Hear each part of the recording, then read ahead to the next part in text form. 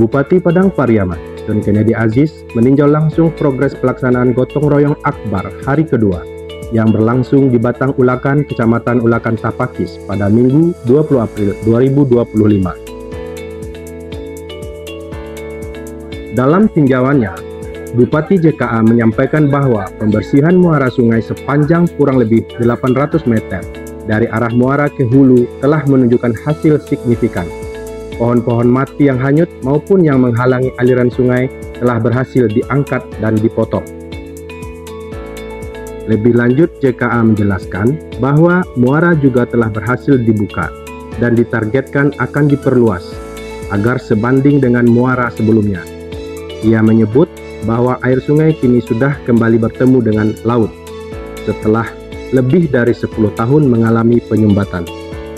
Meskipun waktu pelaksanaan GORO kali ini tergolong singkat, Bupati berharap dukungan alat berat dan peralatan lainnya dapat terus berlanjut hingga proses pembersihan tuntas.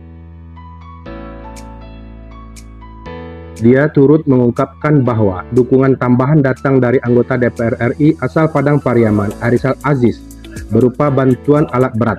Total alat berat yang bekerja saat ini menjadi 8 unit dan alhamdulillah kita sudah mulai terlihat progres yang nyata. Ya, bismillahirrahmanirrahim. Alhamdulillah hari ini hari kedua kita gotong royong. Kemarin hasilnya dapat saya laporkan, muara ini kemarin udah tembus ya. Jadi air dari laut sama air dari sungai sudah ketemu. Ya ini terjadi sudah 10 tahun lebih ya. Sekarang sudah ketemu airnya. Dan di sungainya sendiri sudah kurang lebih sekitar 800 meter ya, sudah bersih. Dari pohon-pohon sudah bersih 800 meter. Nah sekarang kami lebih fokus hari ini nih, kita perbesar ini muara ini.